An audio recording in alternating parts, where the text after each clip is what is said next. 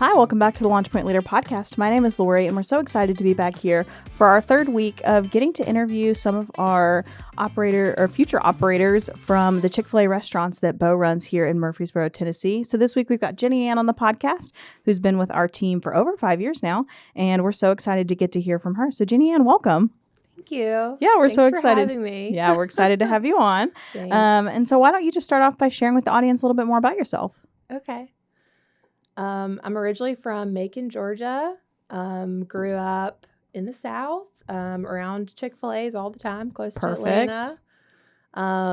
And, choosing college was fun because my mom went to Alabama and my dad went to Auburn. So, oh, wow, a true house divided. That's big in Alabama.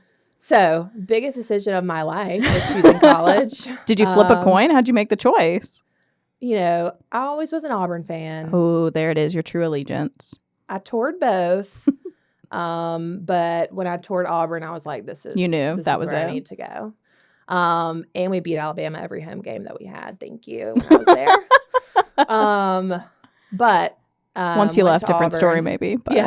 Yeah. Now I wouldn't say so. While you were maybe there. In basketball, sure. You were their good luck charm. Yeah, exactly. So went to Auburn, loved it.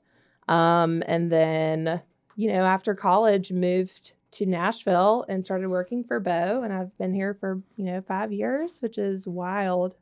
But yeah, that's a little bit about me and where I'm from. So what makes you decide Chick-fil-A for you? It sounds like this was kind of right out of college, your first full-time position. Yeah. So what made, one, the idea of wanting to own your own business of some sort, and two, what made Chick-fil-A a potential good fit for that? We grew up in a family that has a lot of entrepreneurs. Yeah. So you saw that modeled a lot. Yeah. Mm-hmm. And I think growing up for me, both of my parents are, successful in business. And, my mom is a floral designer and has her own studio. And growing up, like on flower days, we would have flowers all over the house, and the, temperature was set on like 50 degrees and it was like, go time. Yeah. And so I think growing up, like having that entrepreneurial spirit kind of came from my family. Yeah. And, Chick-fil-A is not what I wanted to do when I graduated college. I wanted to, do nonprofit work and start my own eventually. But during, COVID, when I graduated, you couldn't really travel anywhere. And I had plans, to do that, and had to make a big pivot. Sure. And I think one thing led to the other, and, found this program, and it's just been a great fit ever since. And I think, that's what got me there. But what has kept me here is really, Bo's model, and just, the role model that he is, and, how he believes in each of us. And so, yeah, it's kind of been a big circle, but, I knew I always wanted to impact people. And I think one of the biggest things that I've learned about Chick-fil-A is you don't really realize how many people you impact until you're in it. Yeah. And that is what we need. We need to impact the people that we have lunch with, and the people that we meet with on Tuesdays, and, the people that are scooping our fries while we're bagging them up, like those people are important. Sure. And so that has been a really cool part about Chick-fil-A so far. Yeah, you did join our team right in the middle, like August of 2020. So right in the middle of COVID.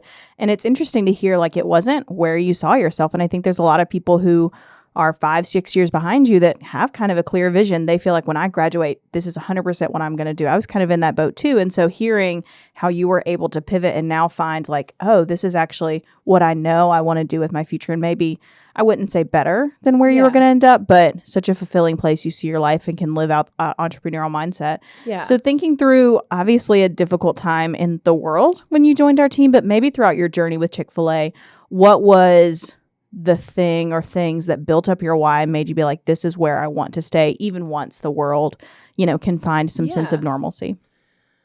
I mean, I think my whole life, I've never been someone to, join something and then leave and go find something that's better. Yeah. I truly do believe the grass is greener where you grow it. Mm. And I have thought that my whole life. I mean, going to Auburn and stayed, joined my major and never changed because, I want to learn how each season of my life can impact me. But with Chick-fil-A, I think, when I graduated college, I started working for Chick-fil-A and haven't left since. And so I think, you know, the impact that it brings not only on yourself, but on other people. And I think just the legacy of Chick-fil-A, makes me very proud to work there. Yeah.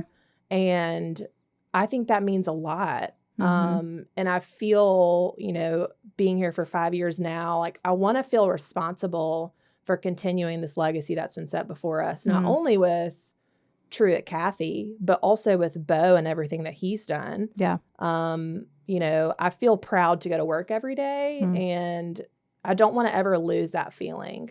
So I think that has been just a really amazing part of this whole journey. Yeah, that's such an important sense. I really like how you talk about building the legacy and not only just talking about the future, which is what, when we talk about legacy, we think of our particular legacy, but you kind of touched on the legacy that's already been set up that you get to now be a part of. Yeah. And I think that's really cool to think past, present, future. Yeah, absolutely. And so, having that sense of legacy and that sense of pride is really important, but being real, when we talk about leadership, it can be tested sometimes. You go through challenging times. So maybe what's a moment or a couple of moments that come to mind that really maybe tested your leadership and caused you to really grow through that?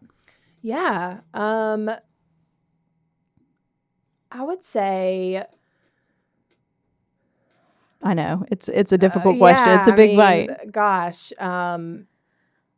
as a leader, you're always learning, and you have to be able to take humility and continue to grow yourself. You can't grow other people if you don't grow you. And that's really important. Yeah. And so I think I had some seasons where I wasn't really growing myself, but was trying so hard to grow other people, and it just wasn't working. And that's tough because as a leader in the moment, you feel like I've just got to dig in harder and grow them. That's the only way my team is going to grow, that you feel like you don't have time for yourself and you don't make time. So if you're not prioritizing growing yourself, exactly what you said is going to happen. You're just going to be spinning your wheels, and people will kind of see that and react to that. And they definitely can't rise higher because they can only rise to the level that you're at the end of the day. I think something that I've been focusing on right now with my team is, the football coach doesn't play in the football game. Right. Even though I went to Auburn, I am a big fan of Nick Saban. There you go. You can bring that back in. What balance is restored. That one's for my mom. But, he never played in a football game. If he did, it'd probably be the best football game that, they had, but that doesn't teach people. And I've been trying to think about that with myself and my teams that I lead. Like, how can we be a true football coach? You can stand on the sideline and encourage and correct and communicate. But, if you're the one that's doing everything, then you're not teaching people and growing them. And, one of the things that he talks about is high achievers don't like, what's the word? Mediocre people. Mediocre people don't like high achievers. High achievers don't like mediocre people.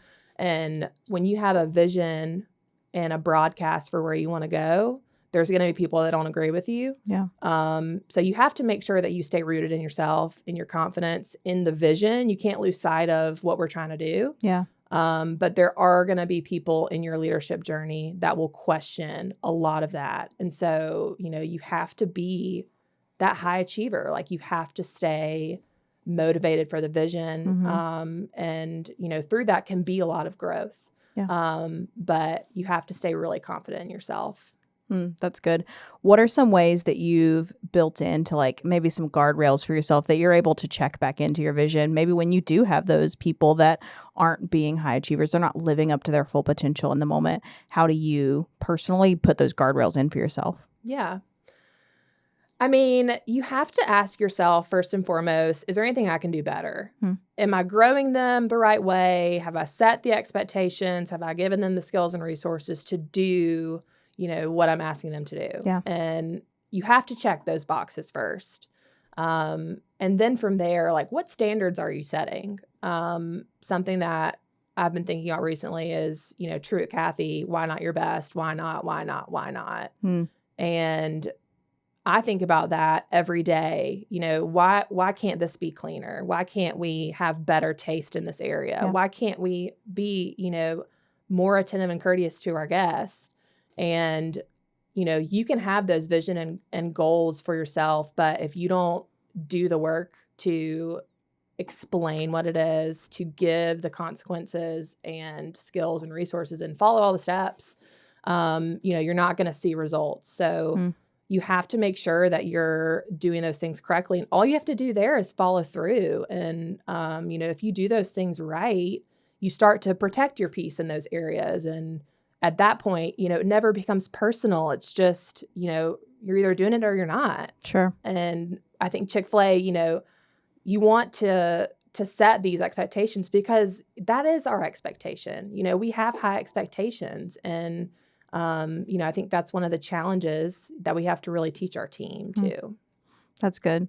I really appreciate the ways you put that in for yourself and continue to challenge your team as well, not only just yourself to grow.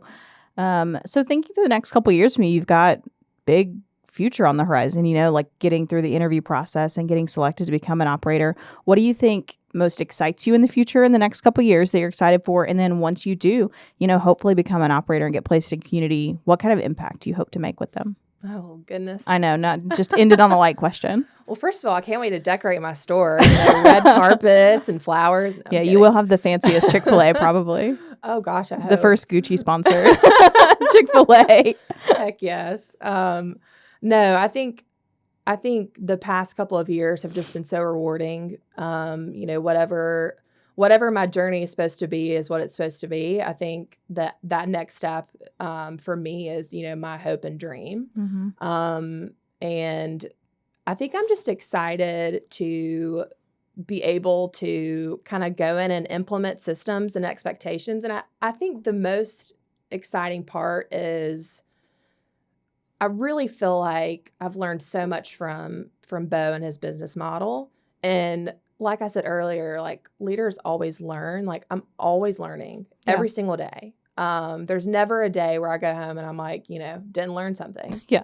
Boring day. Nothing happened. No. But truly, I feel like every day is a gift to continue learning from him.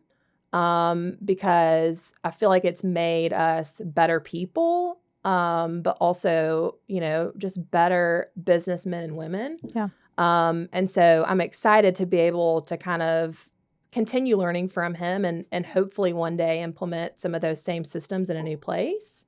But, also find the Ginny Annes and the Chases and the Jeremys of the world. Yeah, the next generation. Yeah, and be able to develop them and kind of, mimic what Bo has done for us. And of course, have really great uniforms and everyone's going to be stylish and all the things. But, I think overall being able to impact people in that way makes me excited. Yeah. If that opportunity was ever given. So.